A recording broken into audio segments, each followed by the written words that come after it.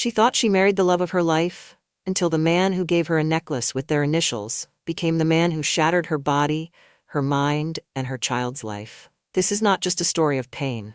It's a story of awakening, survival, and revenge. Watch till the end. Her comeback will leave you speechless. It was just another quiet afternoon. The sun was soft, the breeze gentle, and she was holding his hand like she always did, grateful. Content. In love. He smiled at her the way he always did. That smirk that made her heart flutter and her knees go weak. She never thought beyond the moment. Why would she? She was with her man. And that was enough. She didn't even remember to wear a necklace. But he remembered everything. He always did. Her forgetfulness was something he quietly adored. And today, he had planned something unforgettable. When they arrived at the park, the same spot where he first said he loved her, she saw the blanket on the grass. A small box sat in the center. Confused, she walked forward. He followed with a nervous smile and a hand behind his back. "Open it," he said. She hesitated, her fingers trembled slightly as she lifted the lid. Inside, a delicate necklace shining under the sun. Their initials were engraved on the pendant. Tears blurred her eyes. "You did this for me?" Before she could say more, he dropped to one knee. "And just like that, will you marry me?" No warning, no signs, just that question. "Yes," she said before he could even finish his sentence. "Yes, yes, 1,000 times yes." It was perfect. A moment carved in time. Years passed. They got married. 2 beautiful children followed. From the outside, her life was a fairy tale. A devoted husband, 2 little ones who adored her, and a house filled with laughter. But fairy tales, they lie. Behind the painted smiles and curated family photos was a truth she couldn't ignore. It started small, whispers, late-night texts, the sudden need for privacy, a new cologne, a different energy. And then, after the birth of their second child, the truth revealed itself. He was cheating. Her heart cracked silently. She waited for an apology, a breakdown, a confession, something. But what she got instead was worse. He didn't stop. He got colder, crueler. And then one night, he hit her. Just once, then twice, then it became normal. But she stayed. She told herself it was for the kids. That maybe he'd change. That maybe if she loved harder, tried more, bent further, he'd come back. But love should never leave bruises, and she was learning that too late. There's a silence that's louder than screams. She sat at the edge of the bed one morning, watching him snore with his back turned to her.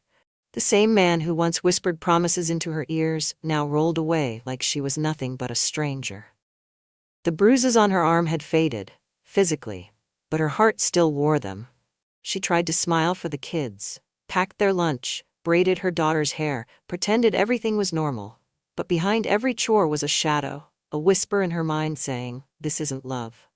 Postpartum depression gripped her like a silent noose. She couldn't cry, she couldn't scream, she couldn't even explain what was happening to her, because he made sure no one was left to hear. Her phone, monitored. Friends, pushed away. Family, cut off. "Why do you need to talk to them?" he'd say. "They just want to poison your mind." So she stayed quiet, alone. When he lost his job, something changed again. Not in the way she hoped, but enough to confuse her. He started acting kind. He cooked dinner one evening. He held her hand. He said things like, "We'll figure it out," and "I'm sorry." And for a moment, she believed him. She took up small menial jobs, cleaning houses, doing hair, selling fruit on the roadside. Anything to feed the family. While he stayed home, jobless, complaining about the country, the economy, everything except himself. But she carried the weight. Quietly. She came home one night after a 12-hour shift, shoulders sore, back aching, feet blistered, only to find the house a mess, the kids hungry, and him on the couch scrolling his phone. "You're late," he muttered. "And don't expect me to do your job." Her job? She wanted to scream. But the silence wrapped itself around her throat again. Still, she stayed. Because somewhere deep in her, she believed love was sacrifice. That maybe this was just a rough patch. That if she held on long enough, the man who gave her that necklace would return. But the necklace didn't shine anymore. The engraved initials, once a symbol of unity, now felt like shackles around her neck. She stopped looking in mirrors, stopped dressing up, stopped dreaming. She was a shell, hollowed out by duty and disappointment. And he, the man she once adored, was feeding on that hollowness, like it gave him power. She couldn't recognize herself anymore. But worse, she didn't think she deserved better. Not yet. She wore long sleeves even in the heat. Not because of modesty, but to hide the fingerprints on her arms, the ones that clung like ghosts. Her neighbors saw her smile. The kids waved at her. No one suspected the storm brewing behind her front door, because monsters rarely look like monsters. Sometimes they wear wedding bands. He had mastered it. Control.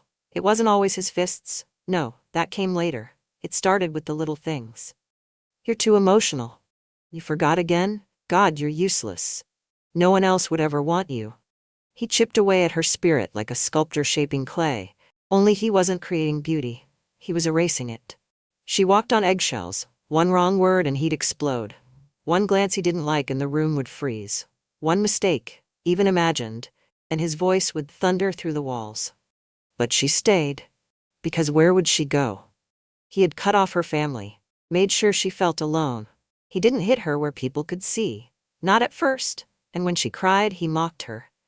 You think you're the victim? You're the problem. The gaslighting worked. She started to believe it. Started apologizing for things she didn't do. Started begging for forgiveness just to keep peace. She forgot her own laugh. She forgot what it felt like to sleep without fear. She even forgot she was smart. A first-class graduate. A woman with a master's degree. A woman who once had dreams bigger than the sky. Now reduced to begging for crumbs of love from a man who fed on her pain.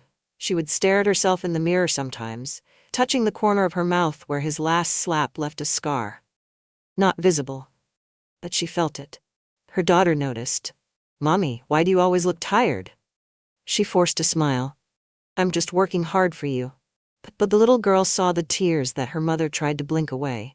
Even children can sense what's wrong, they just don't always have the words. And then came the shift. He stopped pretending. He didn't care who heard. Didn't care if the kids were around. Didn't care if she bled.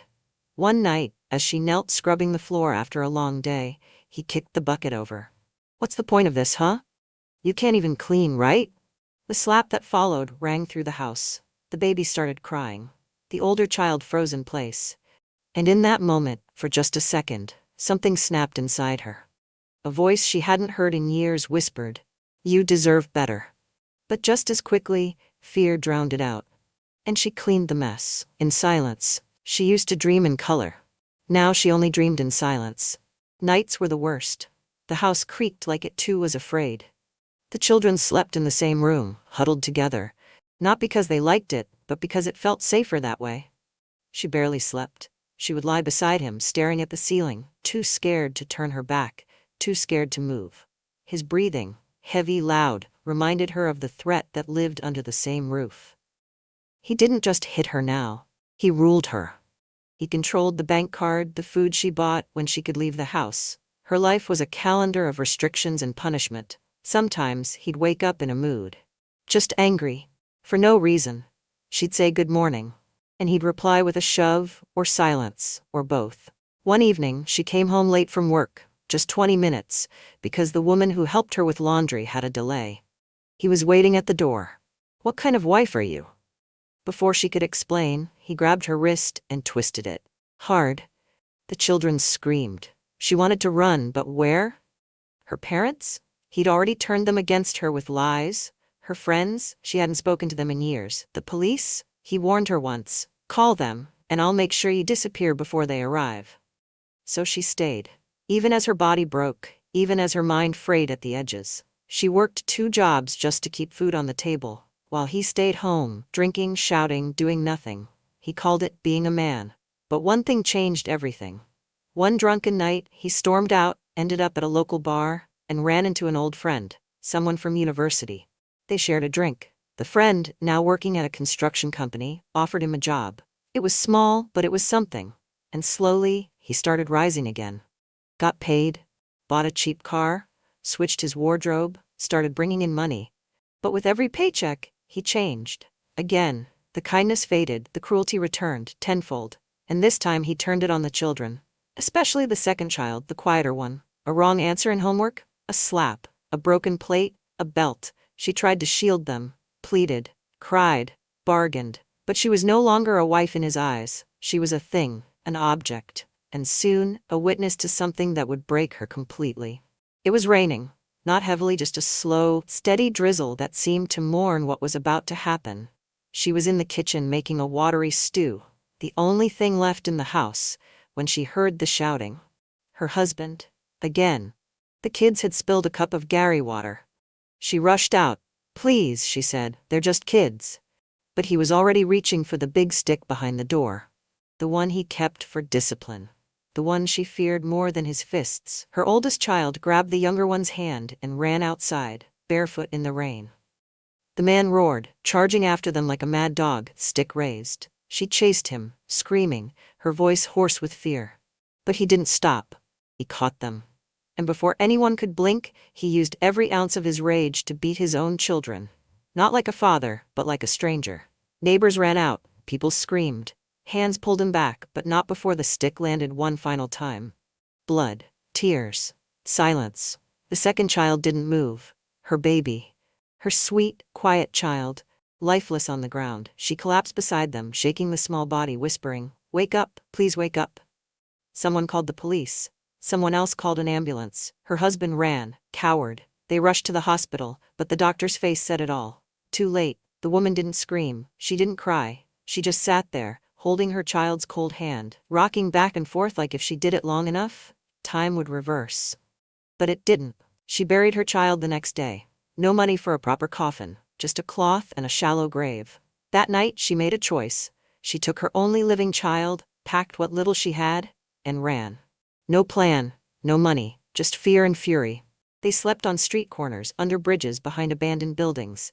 Her child clung to her like glue, too scared to let go. She begged for food. Sometimes she found it, sometimes she didn't. And slowly the trauma began to eat away at her mind.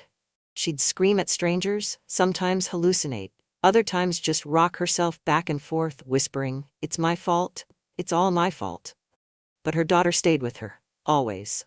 One day a woman approached them, a social worker. She knelt, looked the child in the eyes and asked, "Why aren't you in school?" The girl hesitated, then told her everything.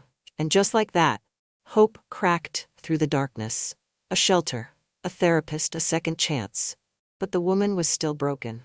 She couldn't hold jobs. She'd panic, overreact, cry without warning. Still, she fought.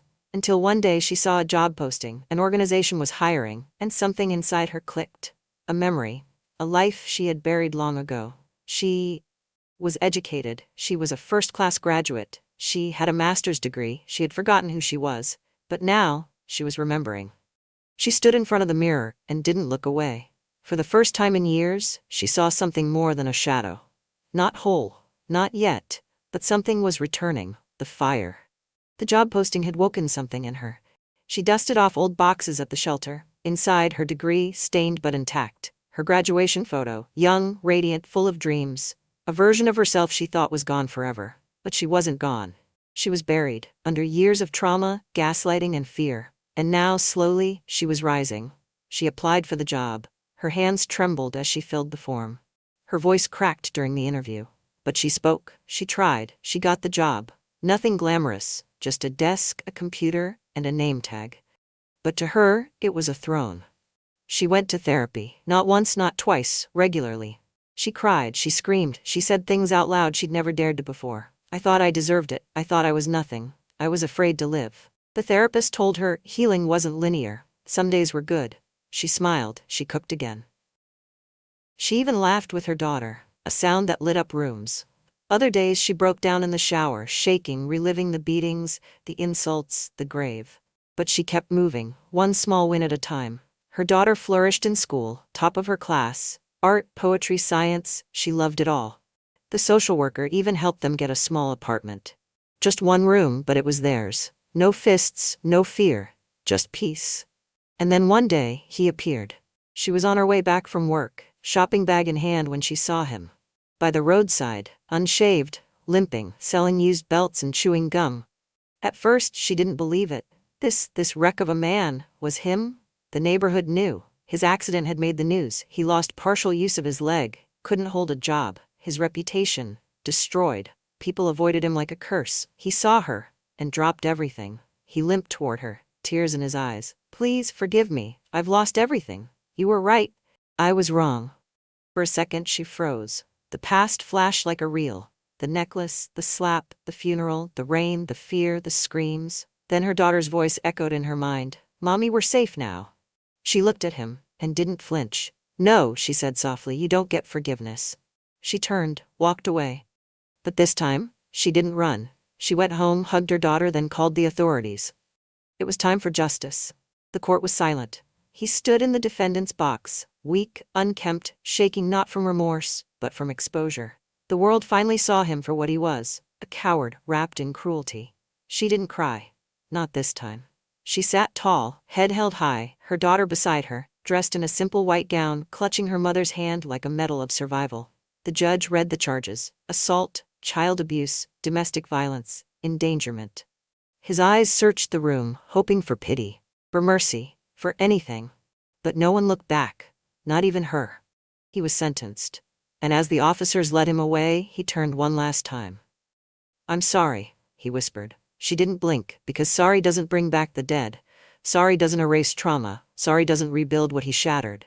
He was gone, and for the first time in her life she breathed, not out of habit but freedom.